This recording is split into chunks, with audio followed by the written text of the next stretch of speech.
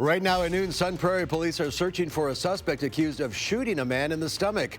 And Democrats are pushing for decriminalizing the possession of small amounts of marijuana in Wisconsin. From the Channel3000.com Alert Center, this is News 3 Now at noon. Good afternoon, everyone. I'm Mark Kane. Thanks for tuning in for this Wednesday afternoon. We could see a second snowstorm this week. Let's head over to the Weather Center. Meteorologist Dave Caulfield has a look at your first alert forecast. Maybe storm is overstating it. Yeah, another round of snow possible. And that's rare to get multiple rounds at the end of October, especially when we're talking about Halloween. But we are seeing some snow right now on radar off to the north and west. Some of this may actually be reaching the ground. It's pretty light, though, but maybe a few flakes making their way into Platteville. Right now across portions of Dane County, we are still snow-free at the present time, but definitely cloudier than we were just a few hours ago. In Madison, temperatures have risen into the mid-30s. So once we start to get that precipitation later on this afternoon, it may be in the form of some rain and snow showers before things change over to snow by the time we get to tonight and tomorrow morning. We will track that snow hour by hour into your Halloween and talk about your trick-or-treat forecast in your first alert forecast in just a few minutes. And it's supposed to be 50 this time of year. Yes, supposed to Just be. checking. All right, we'll see you in a few minutes, Dave. Thank you. Sun Prairie police are still searching for a suspect after a shooting in an apartment building last night. It happened at the Arlington Apartments on Schiller Street just before 7:30. Officers found a 26-year-old man with a gunshot wound to the stomach. He was taken to the hospital and is in stable condition. The suspect ran away before police got to the scene, but police believe it's an isolated incident. An investigation is ongoing. Authorities have identified the motorcyclist killed in a crash Sunday afternoon on Highway 60 in Columbia County. The Columbia County Sheriff's Office said 29-year-old Christopher Henson of Beaver Dam was pronounced dead at the scene. A tractor pulling a gravity box filled with corn collided with the motorcycle Henson was riding. The operator of the tractor was not injured. Drugs and alcohol are not believed to be factors in the crash. One person was injured in a crash involving a bicyclist and a car. West Washington Avenue was closed at Bassett Street around 6:40 this morning. Dispatch said at least one person was injured. There's no word on that person's condition. An investigation underway into what caused a house fire in the town of Rock. A bus driver dropping students off after school reported a house on fire at Edgewater Drive yesterday afternoon. Firefighters from several departments responded. The garage was on fire with flames spreading to the house. The house and two vehicles were damaged. The damage is estimated at $275,000. No one was home at the time of the fire. No injuries to report. Lieutenant Governor Mandela Barnes, Democratic lawmakers, and others are pushing for decriminalizing the possession of small amounts of marijuana in Wisconsin. Barnes and others say decriminalizing the possession of less than 28 grams of pot would decrease racial disparities and inequities in the criminal justice system. They also say it'll decrease barriers to employment and higher education that those with felony convictions face for possession. It is a shame. It's a shame because marijuana, again, is not a reason to serve a prison sentence. Marijuana is not a reason to lose out on a job or a place to live. It's not a reason to lose out on an opportunity to go to school or get financial aid. And marijuana is not a reason that anybody should lose their voting rights.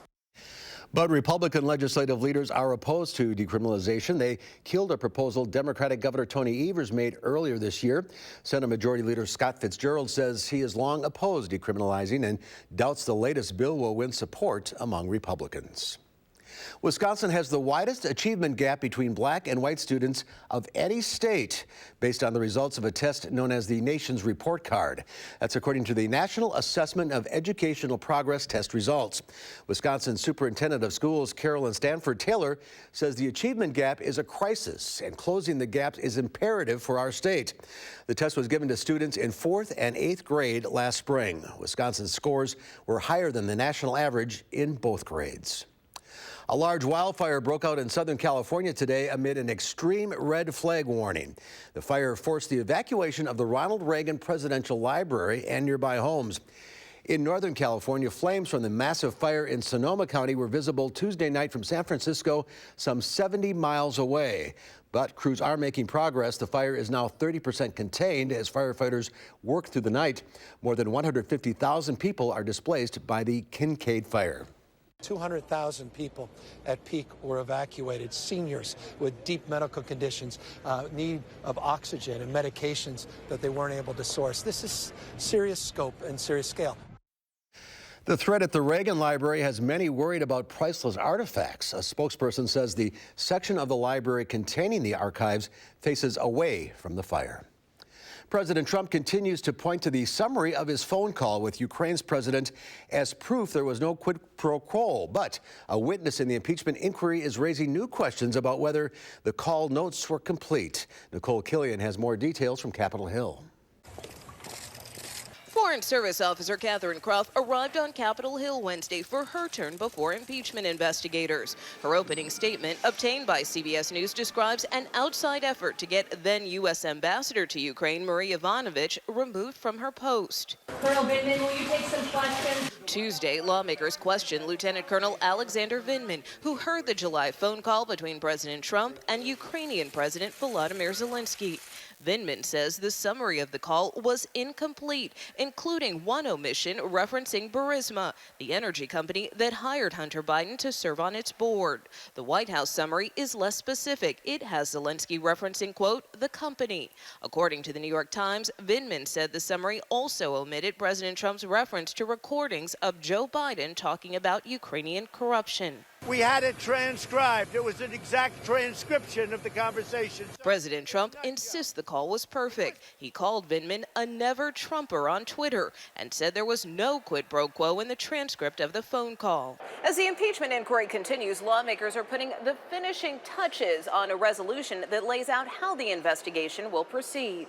We're entering into a new phase of the impeachment inquiry that will allow for the public presentation of facts, truth, and information to the American people. The resolution calls for open hearings and allows the president's legal team to question witnesses. But Democrats can strip that right if President Trump does not cooperate with the investigation. It continues to deny the White House an opportunity to participate in this process. In a statement, the White House said the president's rights remain undefined, unclear, and dismissed the inquiry as an illegitimate sham. Nicole Killian, CBS News, Capitol Hill. And the full House is expected to vote on the resolution tomorrow. Well, the Washington Nationals have forced a Game 7 with the Houston Astros tonight. The winner of the game tonight will be the World Series champions. Max Scherzer is expected to take the mound tonight for the Nationals, and Zach Greinke is the probable pitcher for the Astros. First pitch is set for 7:08 tonight, and you can see it over on Fox. Green Bay Packers running back Aaron Jones has been named the NFC Offensive Player of the Week. Jones had a career-high 226 yards and 2 touchdowns in Green Bay's victory over the Kansas City Chiefs. The Packers travel out west this Sunday to take on the Los Angeles Chargers. That game starts at 3:25, and you can see it right here on News 3 Now and CBS. The Wisconsin volleyball team is looking to keep a perfect conference record tonight as they host Maryland. The Badgers are currently 10-0 in conference play, 14-4 overall. The game will be played at the UW Fieldhouse at 7 o'clock tonight. You can watch that on the Big Ten Network. And there's more to come on News 3 Now at noon. Up next, we'll see what Howard's working on in the Mr. Food Test Kitchen. Crunchy, salty. Ooh, it's so good. Join me today as we have a pumpkin-licious time.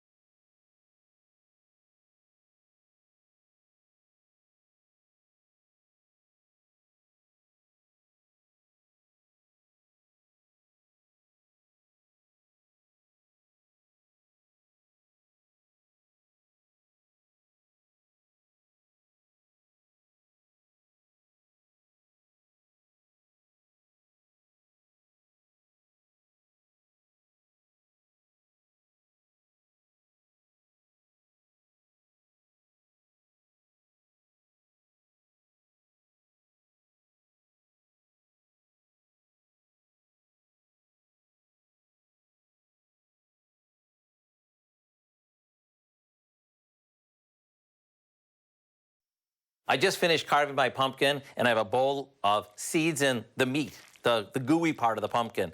So what I want to do is I want to separate the fleshy part from the seeds so we can roast them.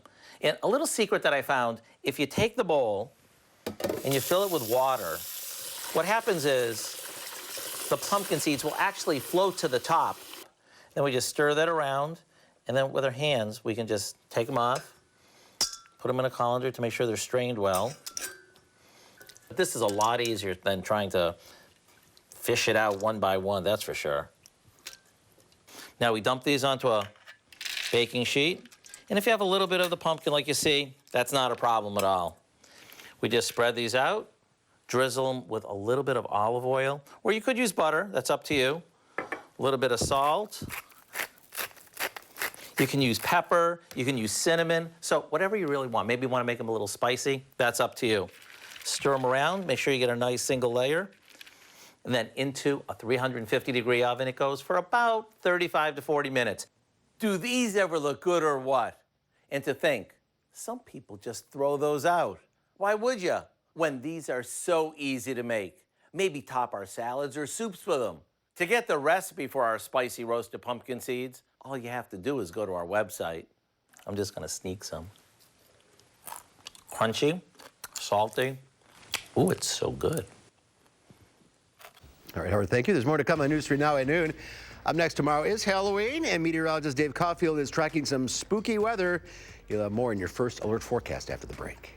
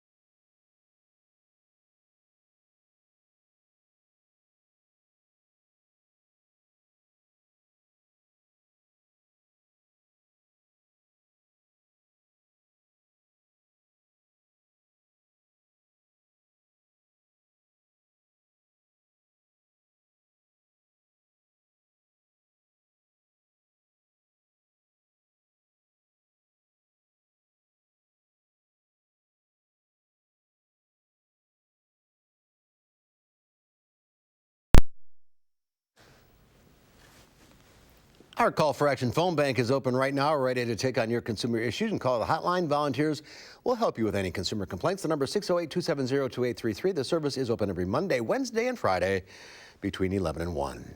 A downshift in U.S. economic growth and Halloween's sweetest deals and steals, minus the candy. Diane King Hall has more in today's Money Watch report.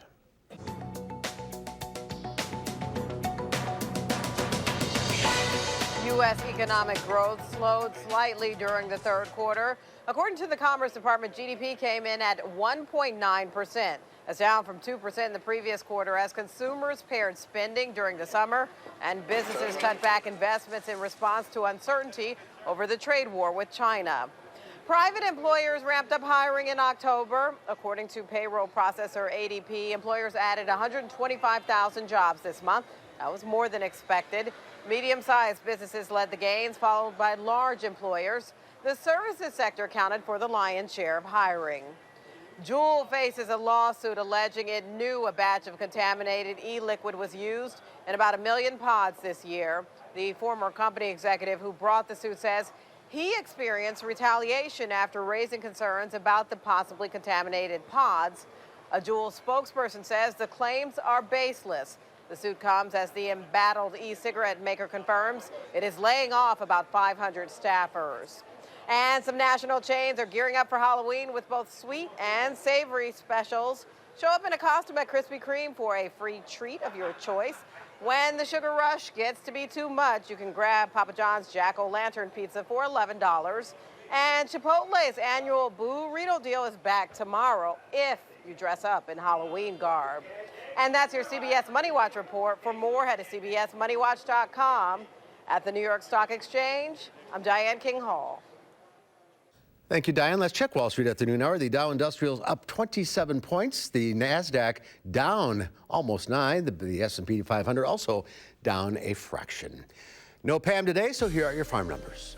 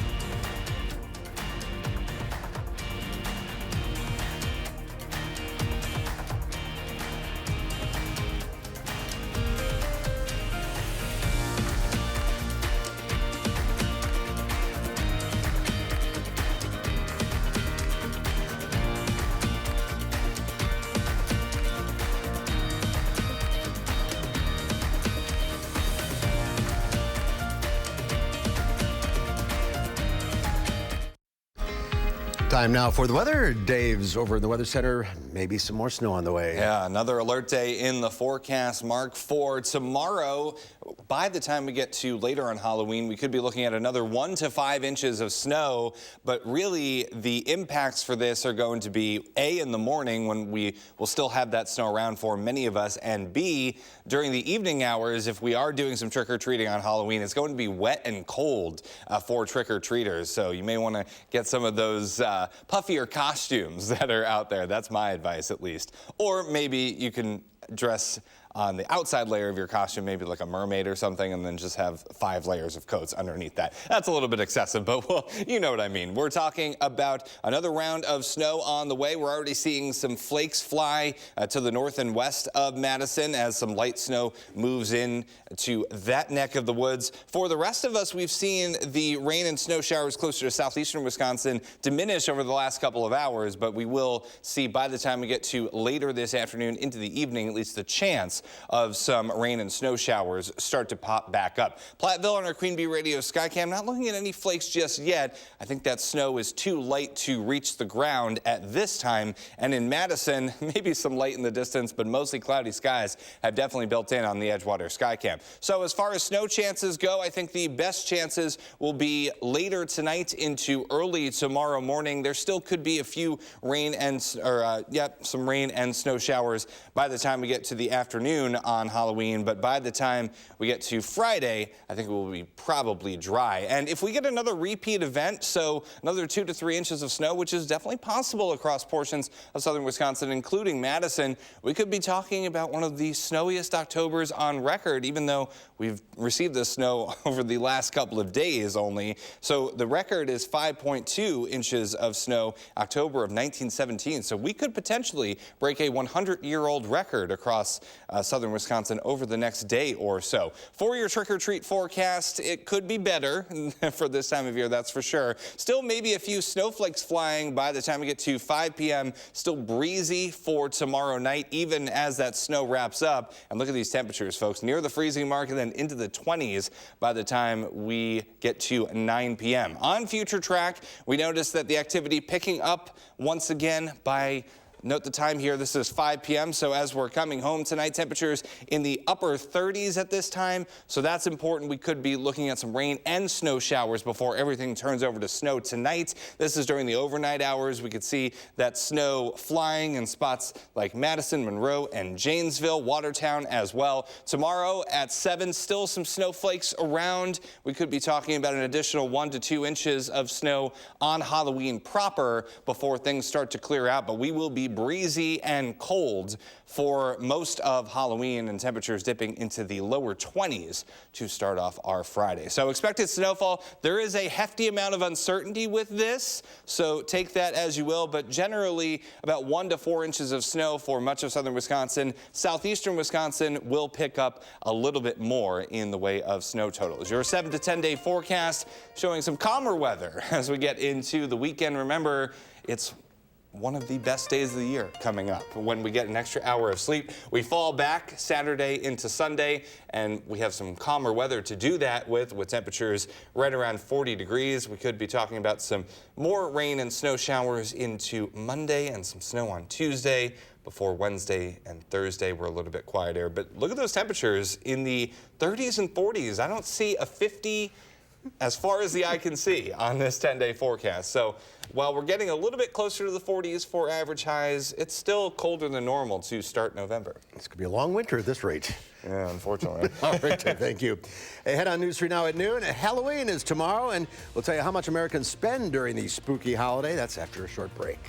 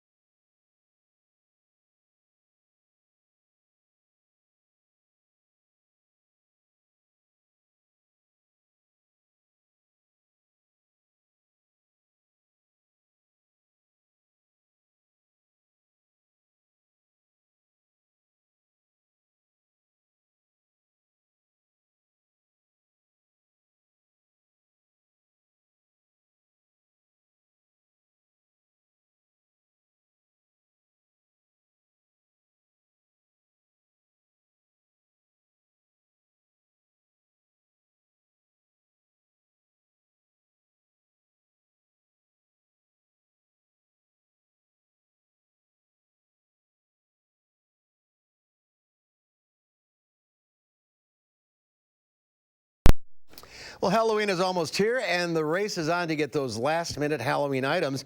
The National Retail Federation says Americans will spend an average of $86 each on everything from costumes to candy. This year, princess costumes and superheroes are the kids' top choices.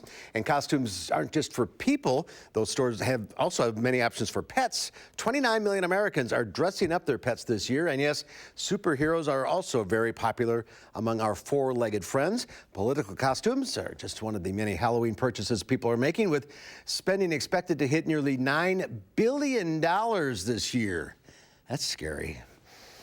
Maybe invest in some gloves and some snow boots for Halloween this year, Dave. Yeah, I think the most popular costume might be Princess Heavy Coat or scarves galore, because we are going to need them as we get into Halloween. Right now, we are looking at the at least appearance of some snow showers. Not a lot of that hitting the ground just yet. The atmosphere just a little bit too dry to our north and west, but we will see the chances of some rain and snow showers this evening. Then into the overnight hours, light snow falling across much of southern Wisconsin.